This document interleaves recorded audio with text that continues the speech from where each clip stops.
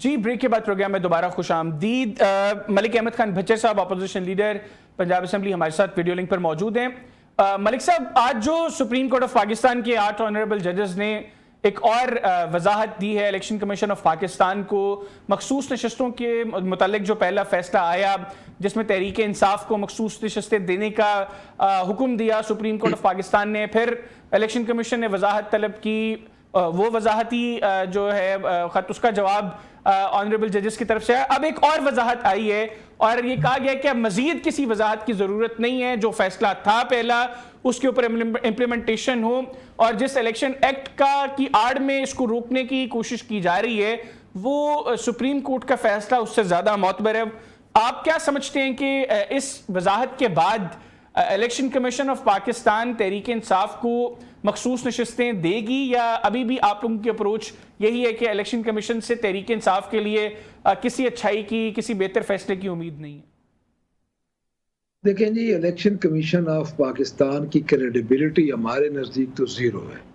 اس کی وجہ کیا ہے آپ خود دیکھ لیں کہ 13 جنوری کو جس طرح ہمارے سے 13 جنوری 2024 جی جس طرح ہمارے سے ہمارا نشان چھینا گیا, اور ہمارا نشان, ویسے میں آپ کو ایک بات ادھر یہ بتاؤں کہ جو نشان ہوتا ہے وہ پارٹی کی ملکیت نہیں ہوتا, وہ ملکیت ہوتا ہے عوام کی, کیونکہ اس نشان پہ لوگ پارٹی کو ریکگنائز کرتے ہیں. تو اس کے بعد جس طرح انہوں نے ون وے جا کے ایک دن میں اتنا ہیپیزٹلی سارے فیصلے کیے اور ہمارے سے نشان واپس لے لیا, نشان واپس لے کے پھر جس طرح انہوں نے مخصوص نشستوں والے فیصلے کیے, اور جس طرح سپریم کورٹ آف پاکستان نے یہ اپنی ریمارکس میں کہا کہ ہمارے فیصلے کی صحیح تشریح نہیں کی الیکشن کمیشن میں, تو اسی دن الیکشن کمیشن کو استعفیٰ دے دینا چاہیے تھا along with their members, chairman اس کو الیکشن کمیشن کو. تو میں یہ سمجھتا ہوں کہ مجھے تو نہیں اس میں یہ کہ الیکشن کمیشن سے ہمیں کوئی بھلائی کی توقع ہو, وہ اس حد تک الیکشن کمیشن جائے گا جس حد تک وہ ہماری چھینی ہوئی سیٹیں ہمیں نہ دینے کی پوزیشن میں ہو. اب سپریم کورٹ کا جو فیصلہ ہے, اصولاً تو سپریم کورٹ کا فیصلہ اس وقت سپریم ہے اور ہونا بھی سپریم چاہیے, لیکن اس ملک میں چونکہ نہ مانوں والی ایک بات چل نکلی ہے, اپنی مرضی کے فیصلے یہ مانیں گے, جو ان کی مرضی کے نہیں ہوں گے. اب سپریم کورٹ کے پاس کوئی توپ تو ہے ہی نہیں جو سپریم کورٹ نے ان پہ چلا دینی ہے. فیصلہ ہی ہے, ججز کے قلم ہیں, ججز نے وہ فیصلہ لکھنا ہے. وہ فیصلہ انہوں نے واضح کر دیا ہے کہ سپریم کورٹ بائسڈ ہو چکا ہے, supreme court election commission biased ہو چکا ہے, الیکشن کمیشن ایک پارٹی بن چکا ہے. تو میں کہتا ہوں کہ اس کے بعد تو اب ان کو یہ ریویو جو آج انہوں نے کیا ہے کہ ہم الیکشن ایکٹ کے تحت سیٹوں کو کنسیڈر کریں گے, تو سپریم کورٹ کے فیصلے کے بعد تو الیکشن ایکٹ رہا ہی نہیں. آپ دیکھیں سپریم کورٹ کا جب ایک 8 ججز کا فیصلہ آ چکا ہے تو حیدر صاحب اس کی کیا الیکشن ایکٹ کی اس میں کیا اہمیت رہے گی؟ تو یہ صرف یہی ہے کہ ان کی نیت میں یہی ہے کہ ہم نے پاکستان تحریک انصاف کو نہیں دینی سیٹیں, اور وہ سیٹیں اس امینڈمنٹ کے لیے شاید وہ دے دیں ان پارٹیز کو جن کے پاس پہلے تھیں, پیپلز پارٹی کے پاس تھیں یا نون کے پاس تھیں یا جن کے پاس تھیں. تو میں بار بار ایک بات کر رہا ہوں کہ اتنے زیادہ عللے تللے, اتنے زیادہ یہ سارا کچھ کر کے اگر یہ امینڈمنٹ پاس بھی کر دیتے ہیں تو مجھے اتنا بتا دیا جائے کہ ان امینڈمنٹس کی حیثیت کیا ہوگی. صحیح, پوری دنیا امینڈمنٹس کو کس نظر سے دیکھے گی؟ ٹھیک ہے. اچھا آپ کر رہے ہیں. جی آپ مکمل کریے پلیز.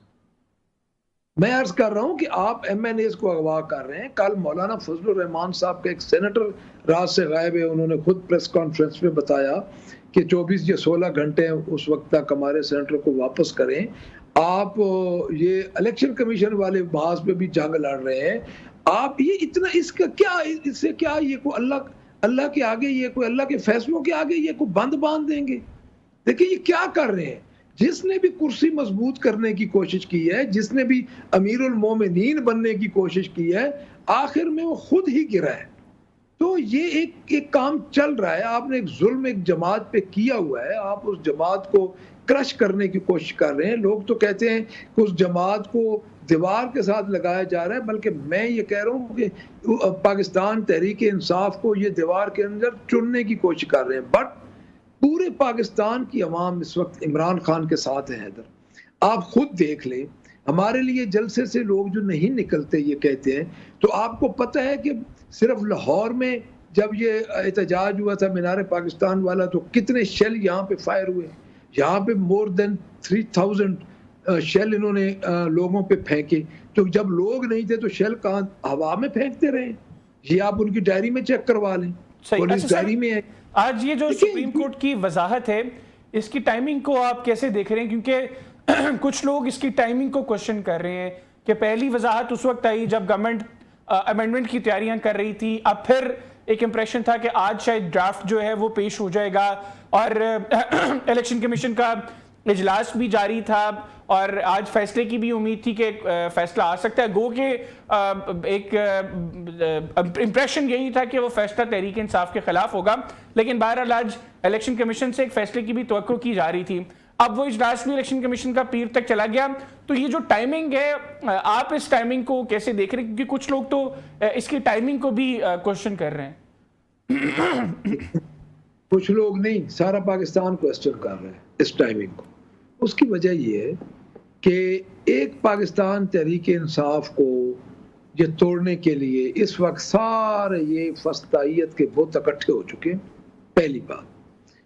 دوسری بات یہ ہے کہ آپ خود دیکھ لیں, یہ پچھلے دنوں جو پنجاب میں ہوا, ایک نجی کالج کا معاملہ تھا, اس معاملے کو محترمہ نے ایک پریس کانفرنس کے ذریعے کہاں لے کے گئی.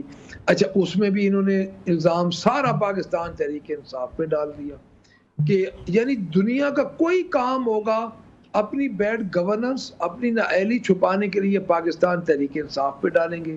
اب یہ ٹائمنگ والی جو بات آپ کر رہے ہیں, یہ بیک اپ انہوں نے رکھا ہوا ہے. یعنی یہ بندے توڑنے کی کوشش کر رہے ہیں, اور بندے توڑ کے یہ بیک اپ پہ انہوں نے رکھا ہوا ہے کہ اگر خدا نہ خواستہ کل کو ہمارا ادھر سے پورا نہیں ہوتا ٹارگٹ, ہمارے نمبرز پورے نہیں ہوتے, تو بیک اپ پہ ہمیں سیٹیں لے کے آئیں گے. میری حیدر پھر ایک ہی کوشچن ہے, ان چیزوں سے کیا کریڈیبلٹی نہ ترامیم کی رہ جائے گی؟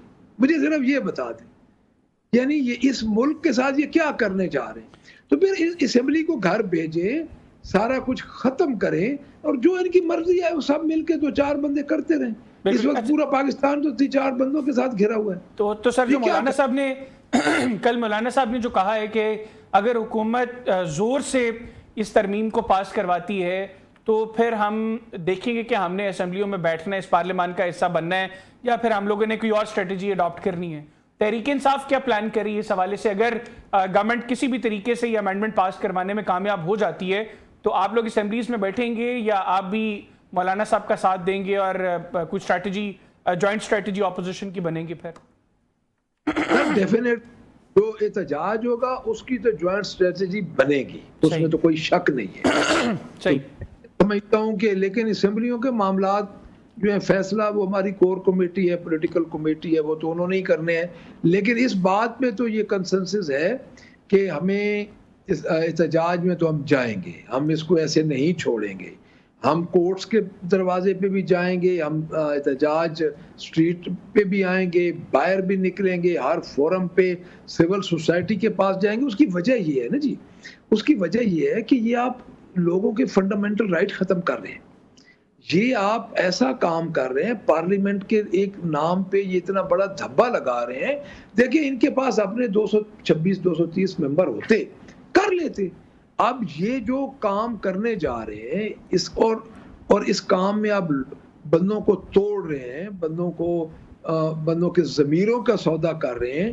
تو میرا تو خیال ہے کہ یہ پاکستان کے لیے اب اگلے والے دنوں میں کوئی بہت بڑا میں بھونچال دیکھ رہا ہوں. اور میں یہ دیکھ رہا ہوں کہ یہ سٹیبلٹی جو 2 سال سے پاکستان کی ہم کوشش کر رہے ہیں وہ سٹیبل ہو جائے, اس میں مزید ہمیں اتنی بڑی تاخیر ہو جائے گی اور اتنا بڑا انسٹیبل ہو جائے گا سارا معاملہ کہ میری بات یہ یاد رکھ لیں گے, یہ چچا بھتیجی کی گورنمنٹ سے یہ سنبھالا بھی نہیں جائے گا. اچھا سر, یہ بتائیے گا کہ اب اگر یہ کانسٹیٹیوشنل امینڈمنٹ بیفور 25th پاس ہو جاتی ہے تو یہ تاثر ہے اپوزیشن بھی اس کا بار بار اظہار کر رہی ہے, آپ لوگ بالخصوص یہ بات بار بار کر رہے ہیں کہ گورنمنٹ چاہتی ہے کہ جسٹس منصور علی شاہ کا بطور چیف جسٹس راستہ روکا جائے. اب جو امینڈمنٹ پروپوز ہوئی ہیں اس میں 3 جو سینئر ججز ہیں ان میں سے کسی ایک کو سپریم کورٹ کا جج بنانے کے حوالے سے باتیں ہیں. ایسے میں سینیورٹی میں جسٹس منصور علی شاہ, پھر جسٹس منیب اختر اور جسٹس یحییٰ آفریدی صاحب آتے ہیں.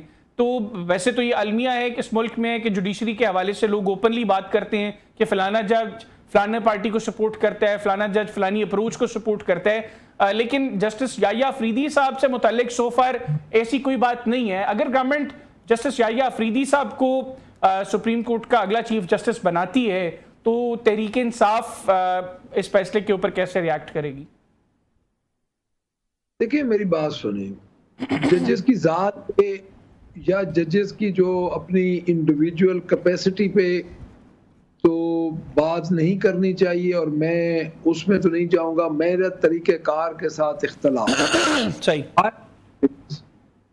جب ایک سینئر موسٹ آپ کے پاس موجود ہے, اسی یہ جو ہم آرمی چیف کی تقرری کے لیے یہی فارمولہ جب اپلائی ہو رہا ہے اور وہ کو کامیاب نہیں ہو رہا, تو آپ سینئر موسٹ کو کیوں نہیں لے کے آتے؟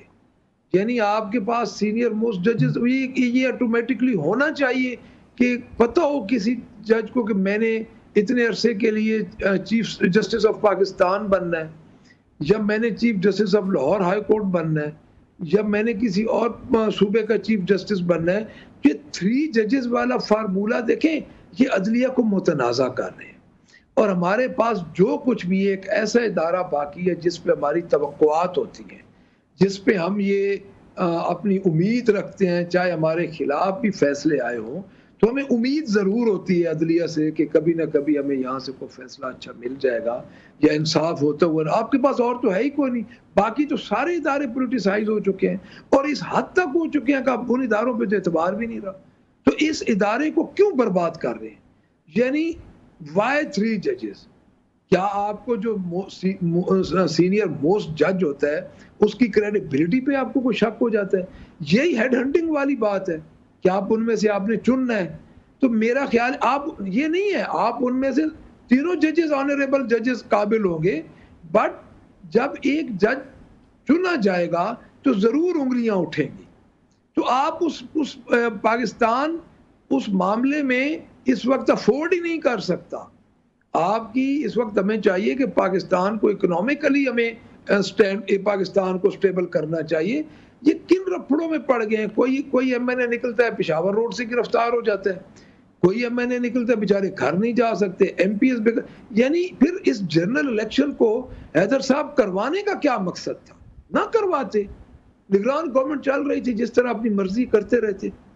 تو میرا نہیں خیال کہ میں اس امینڈمنٹ کے اس جو طریقہ کار ہے, میں یحییٰ آفریدی صاحب ہوں, جسٹس منیر اختر صاحب ہوں, منصور علی شاہ صاحب ہوں, ان کی کوئی ایبلٹی اور کریڈیبلٹی پہ کوئی دوسری رائے نہیں ہے.